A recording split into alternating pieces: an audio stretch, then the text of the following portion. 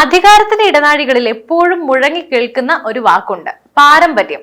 പക്ഷേ ജനാധിപത്യത്തിൽ ഈ പാരമ്പര്യം പലപ്പോഴും പുത്രവാത്സല്യമായി മാറുമ്പോൾ അവിടെ വീണുടയുന്നത് വർഷങ്ങളോളം പാർട്ടിക്ക് വേണ്ടി വിയർപ്പൊഴുക്കിയ സാധാരണക്കാരായ അണികളുടെ സ്വപ്നങ്ങളാണ്. കേരള രാഷ്ട്രീയത്തിലെ ചാണക്യൻ എന്ന് വിശേഷിപ്പിക്കപ്പെടുന്ന മുൻ പ്രതിപക്ഷ നേതാവും ആഭ്യന്തരമന്ത്രിയുമായിരുന്ന രമേശ് ചെന്നിത്തല ഇപ്പോൾ ഒരു പുതിയ ദൗത്യത്തിലാണ്. അത് ഹരിപ്പാടിനെ രക്ഷിക്കാനല്ല, മറിച്ച് തന്റെ രാഷ്ട്രീയ സാമ്രാജ്യത്തിന്റെ കിരീടാവകാശിക്ക് വേണ്ടി കളമൊരുക്കാനാണ്. കോൺഗ്രസ് രാഷ്ട്രീയത്തിലെ അതികായൻ സ്വന്തം മകൻ രോഹിത് ചെന്നിത്തലയ്ക്ക് വേണ്ടി സ്വന്തം തട്ടകത്തിൽ പടവെട്ടി വളർന്നു വന്ന നേതാക്കളെ ഒന്നൊന്നായി വെട്ടിനിരത്തുകയാണോ?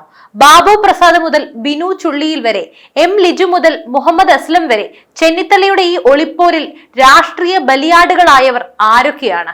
ഹരിപ്പാടിന്റെ മണ്ണിൽ രോഹിത്തിന് വേണ്ടി വിതയ്ക്കപ്പെടുന്ന ഈ രാഷ്ട്രീയ കൃഷി നാളെയുടെ കോൺഗ്രസിനെ എങ്ങോട്ടേക്കാണ് നയിക്കുന്നത്? ദേശീയ തലത്തിൽ കുടുംബ രാഷ്ട്രീയത്തിനെതിരെ ആഞ്ഞടിക്കുന്ന കോൺഗ്രസ് കേരളത്തിൽ സ്വന്തം നേതാക്കളുടെ മക്കളെ വാഴിക്കാനായി ശ്രമിക്കുമ്പോൾ നഷ്ടപ്പെടുന്നത് ആർക്കാണ്? ഈ ചോദ്യങ്ങൾക്കുള്ള ഉത്തരമാണ് ഇന്നത്തെ ഈ ഒരു വീഡിയോ. ചെന്നിത്തലയുടെ ഹരിപ്പാട്ടെ ചെസ് ബോർഡിലെ കരുനീക്കങ്ങൾ നമുക്ക് വിശദമായി തന്നെ പരിശോധിക്കാം. ഇന്ത്യൻ രാഷ്ട്രീയത്തിൽ കോൺഗ്രസിനെ എക്കാലവും വേട്ടയാടുന്ന ഒന്നാണ് മക്കൾ രാഷ്ട്രീയം. നെഹ്റു കുടുംബം മുതൽ താഴെത്തട്ട് വരെ ഇത് വ്യാപിച്ചു കിടക്കുന്നുണ്ട്. പക്ഷേ കേരളത്തിൽ ഇതിന് മറ്റൊരു മുഖമുണ്ട്. ഇവിടെ ഗ്രൂപ്പുകൾക്ക് അതീതമായി സ്വന്തം രക്തത്തിന് വേണ്ടി സീറ്റുകൾ സംവരണം ചെയ്യുന്ന രീതി വർദ്ധിച്ചു വരികയാണ്. രോഹിത് ചെന്നിത്തല ഒരു ഡോക്ടറാണ്. അദ്ദേഹം ഇതുവരെ സജീവ രാഷ്ട്രീയത്തിലോ KSU യൂത്ത് കോൺഗ്രസിലോ ഒന്നും സമരമുഖങ്ങളൊന്നും ഉണ്ടായിരുന്നില്ല.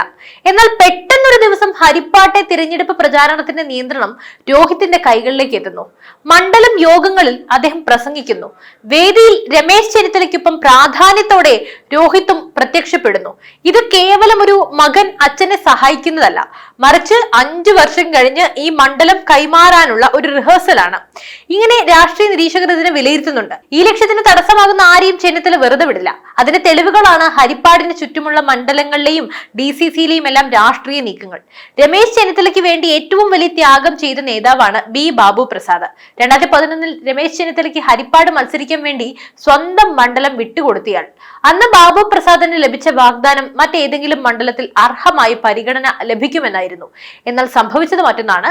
നിലവിൽ ആലപ്പുഴ DCC പ്രസിഡന്റായ ബാബു പ്രസാദിനെ പിന്നീട് ഒരിക്കലും നിയമസഭയുടെ പടി കടക്കാൻ ചെന്നിത്തല അനുവദിച്ചിട്ടില്ല.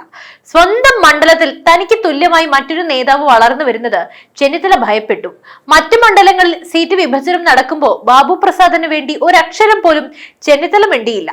ഹരിപ്പാട്ടെ രാഷ്ട്രീയത്തിൽ ബാബു പ്രസാദിനെ വെറുമൊരു നിഴലായി ഒതുക്കിയത് മകൻ രോഹിത്തിന് ഭാവിയിൽ ഒരു വെല്ലുവിളിയും ഉണ്ടാകരുത് എന്ന കൃത്യമായ പ്ലാനിങ്ങിന്റെ ഭാഗമായിരുന്നു. എം ലിജു കേരളത്തിലെ കോൺഗ്രസ് രാഷ്ട്രീയത്തിലെ ഏറ്റവും പ്രസന്നമായ മുഖങ്ങളിലൊന്ന്. എതിരാളികൾ പോലും ലിജുവിന്റെ മാന്യതയെ അംഗീകരിക്കും. എന്നാൽ ലിജുവിനെ രാഷ്ട്രീയമായി തകർക്കാൻ ചെന്നിത്തല നടത്തിയ നീക്കങ്ങൾ കോൺഗ്രസിനുള്ളിൽ വലിയ ചർച്ചയാണ്. ആദ്യം അമ്പലപ്പുഴയിലും പിന്നീട് കായംകുളത്തും മത്സരിക്കുമ്പോൾ ലിജുവിനെ പരാജയപ്പെടുത്താൻ പ്രാദേശികമായി CPMുമായി രഹസ്യ ധാരണകൾ ഉണ്ടാക്കി എന്നാണ് ആരോപണം. കായംകുളത്ത് ജയസാധ്യത ഉണ്ടായിരുന്നിട്ടും ലിജു പരാജയപ്പെട്ടത് സ്വന്തം പാർട്ടിക്കുള്ളിലെ കാലുവാരികൾ കാരണമാണ്. ഈ തിരഞ്ഞെടുപ്പിലും ജയസാധ്യത കുറഞ്ഞ സീറ്റുകൾ മാത്രം ലിജുവിന് വേണ്ടി മാറ്റിവെച്ചതിന് പിന്നിൽ ചെന്നിത്തലയുടെ ബുദ്ധിയാണെന്ന അങ്ങാടിപ്പാട്ടാണ്. ലിജുവിനെ പോലെയുള്ള ജനകീയമായ യുവനേതാക്കൾ വളർന്നാൽ അത് തന്റെ മകന്റെ രാഷ്ട്രീയ ഭാവിക്ക് ഭീഷണിയാകുമെന്ന് ചെന്നിത്തല കണക്ക് കൂട്ടുന്നുണ്ട്. ഹരിപ്പാട് മണ്ഡലത്തിൽ ചെന്നിത്തലയേക്കാൾ ജനങ്ങൾക്കിടയിൽ സ്വാധീനമുള്ളൊരു നേതാവാണ് ജോൺ തോമസ്. 4 തവണയായി ജില്ലാ പഞ്ചായത്ത് അംഗം. ഹരിപ്പാടിന്റെ ഓരോ മുക്കിലും മൂലയിലും ജോണിന് സ്വാധീനമുണ്ട്. മണ്ഡലത്തിലെ 2 ഡിവിഷനുകളിൽ നിന്നും തുടർച്ചയായി ജയിച്ചു വരുന്ന അദ്ദേഹത്തിന് ഒരു പ്രധാന പദവിയും നൽകാതെ ചെന്നിത്തല തളച്ചിട്ടു. കുട്ടനാട് നിയമസഭാ സീറ്റിലേക്ക് ജോൺ തോമസിന്റെ പേര് ഉയർന്നു വന്നപ്പോ അത് വെട്ടിയത് ചെന്നിത്തലയാണെന്ന് പറയപ്പെടുന്നു. ഹരിപ്പാടിന് തൊട്ടടുത്ത് മറ്റൊരു കരുത്തുറ്റ നേതാവ് ഉണ്ടാകുന്നത് രോഹിത്തിന് ദോഷം ചെയ്യും. അതുകൊണ്ട് തന്നെ ജോൺ തോമസിനെ പഞ്ചായത്ത് രാഷ്ട്രീയത്തിൽ മാത്രം ഒതുക്കി നിർത്താനാണ് ഇപ്പോഴത്തെ നീക്കം. ആലപ്പുഴയിലെ യുവ നേതാക്കളിൽ ഏറ്റവും ശ്രദ്ധേയനാണ് ബിനു ചുള്ളിയിൽ. സാധാരണ കുടുംബത്തിൽ നിന്നും കഠിനാധ്വാനം കൊണ്ട് വളർന്നു വന്ന നേതാവ്. ബിനുവിനെ ചെന്നിത്തല ഭയപ്പെടാൻ ഒരു പ്രധാന കാരണമുണ്ട്. അദ്ദേഹം രമേശ് ചെന്നിത്തലയുടെ അതേ സമുദായത്തിൽ നിന്നുള്ള ആളാണ്. ഭാവിയിൽ രോഹിത് ചെന്നിത്തലയ്ക്ക് ഏറ്റവും വലിയ ഭീഷണി സ്വന്തം സമുദായത്തിൽ നിന്നുള്ള ഈ യുവ നേതാവായിരിക്കുമെന്ന് ചെന്നിത്തല തിരിച്ചറിഞ്ഞു.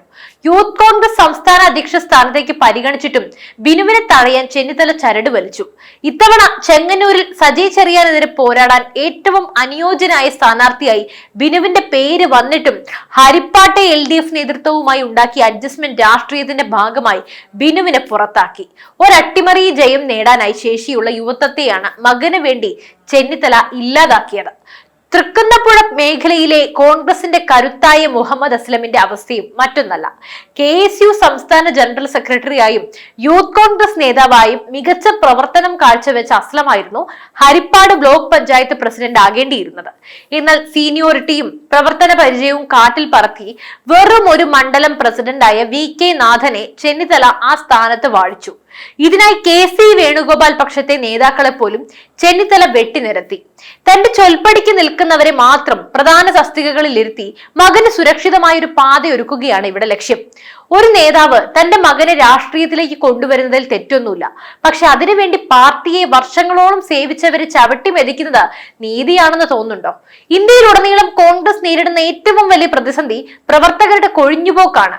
BJP ഉയർത്തുന്ന പരിവാർവാദ് അഥവാ കുടുംബ രാഷ്ട്രീയം എന്ന ആരോപണത്തിന് കരുത്ത് പകരുന്നതാണ് ചെന്നിത്തലയുടെയും ഈ നീക്കങ്ങൾ. ഹരിപ്പാട്ടെ സാധാരണക്കാരായ കോൺഗ്രസ് പ്രവർത്തകർ ചോദിക്കുന്നത് ഒറ്റ കാര്യമുള്ളൂ: ഞങ്ങൾ വെയിലുകൊണ്ടും മഴ നനഞ്ഞും ജയിപ്പിക്കുന്നത് രമേശ് ചെന്നിത്തലയാണ്, അല്ലാതെ അദ്ദേഹത്തിന്റെ കുടുംബ സ്വത്തായി മണ്ഡലത്തെ മാറ്റാനല്ല. തിരഞ്ഞെടുപ്പ് വരുമ്പോൾ എല്ലാവരോടും ചിരിച്ചു കാട്ടി രമ്യതയിൽ പോകാൻ ചെന്നിത്തലയ്ക്ക് സാധിക്കുമായിരിക്കും. പക്ഷേ വോട്ട് എണ്ണിക്കഴിഞ്ഞാൽ ഇവരെല്ലാം ചെന്നിത്തലയ്ക്ക് വെറും കറിവേപ്പിലകൾ മാത്രമാണ്. മകന്റെ സിംഹാസനത്തിന് വേണ്ടിയുള്ള ഈ വെട്ടിനിരത്തൽ കോൺഗ്രസിനെ ആലപ്പുഴ ജില്ലയിൽ തളർത്തുമോ എന്ന കാര്യത്തിൽ യാതൊരു സംശയവും വേണ്ട. രാഷ്ട്രീയം ഒരു സേവനമാണ് എന്ന് പറയുന്നവർക്കിടയിൽ അതൊരു കുടുംബ ബിസിനസ്സായി മാറുന്ന കാഴ്ചയാണ് നമ്മൾ കാണുന്നത്.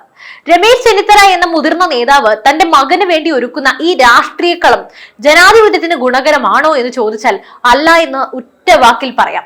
ഹരിപ്പാട്ടെ വോട്ടർമാരും കേരളത്തിലെ കോൺഗ്രസ് പ്രവർത്തകരും ഇത് ഗൗരവമായി ചിന്തിക്കേണ്ടിയിരിക്കുന്നു. അർഹതയുള്ളവർ പുറത്താക്കപ്പെടുമ്പോൾ പാരമ്പര്യം മാത്രം കൈമുതലായിട്ടുള്ളവർ അധികാരത്തിൽ വരുമ്പോൾ നഷ്ടപ്പെടുന്നത് ജനാധിപത്യത്തിന്റെ അന്തസ്സാണ്. എന്നാലും ഈ വിഷയത്തിൽ നിങ്ങൾക്ക് എന്ത് തോന്നുന്നു? രമേശ് ചെന്നിത്തലയുടെ ഈ നീക്കങ്ങൾ ശരിയാണെന്ന് തോന്നുന്നുണ്ടോ? അർഹരായ നേതാക്കൾക്ക് സീറ്റ് നിഷേധിക്കുന്നത് പാർട്ടിയെ തകർക്കില്ലേ? തീർച്ചയായും നിങ്ങളുടെ അഭിപ്രായങ്ങൾ താഴെ കമന്റ് ചെയ്യുക. മറ്റൊരു വാർത്തയും വിഷയവുമായി വീണ്ടും എത്തും വരെ നന്ദി.